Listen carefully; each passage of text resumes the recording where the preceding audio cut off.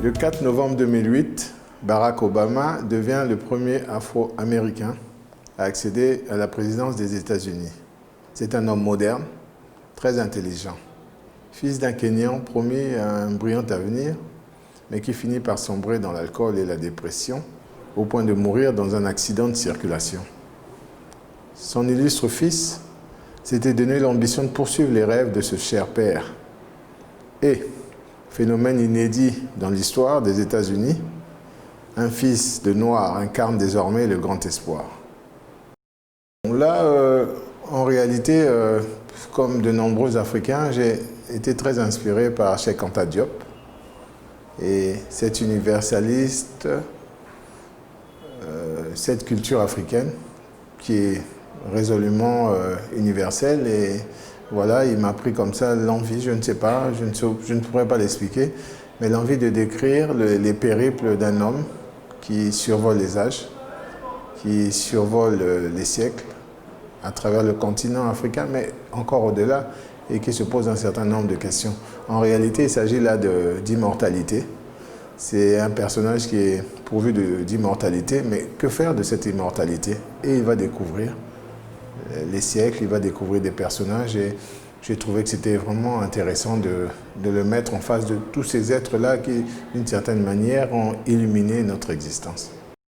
Bon, c'est un peu ce que je venais de dire tantôt. Frika, c'est un personnage qui est né dans l'Égypte antique et qui a eu l'opportunité, la grande chance de découvrir un personnage aussi illustre que Cléopâtre, et qui, dans cette relation avec Cléopâtre, est touché, est pourvu d'une certaine d'immortalité. Parce que vous savez pertinemment l'histoire de Cléopâtre, qui en se faisant morte par des aspics, pensait obtenir l'immortalité. Mais dans mon roman, c'est justement Frika qui justement devient immortel. Et là, devant ce cadeau que la nature, que la divinité lui fait, il se demande que faire de cette immortalité. Il reste à l'âge de 30 ans. Il n'a pas de capacité de procréation, mais c'est un immortel. Qu'est-ce qu'il va en faire? Il découvre le monde. Il découvre le monde, et il découvre des personnages, des civilisations. Et voilà, c'est ce que j'ai voulu raconter à travers mon second roman. Et je pense qu'il prend, parce que bon, vous partez d'un personnage comme Imhotep, j'ai parlé tantôt de Cléopâtre, vous partez d'Imhotep, à Kankan Moussa, à Louis IX, pour atterrir chez Barack Obama, vous voyez. Donc c'est une mosaïque, c'est une cascade de rencontres, et c'est assez savoureux comme récit. Bon, le message, c'est la résilience, c'est un peu comme je l'avais déjà exprimé lors de mon premier roman, Les hasards du destin. C'est que, bon, il faut redonner à l'Afrique sa place prépondérante. C'est elle qui est le berceau de l'humanité.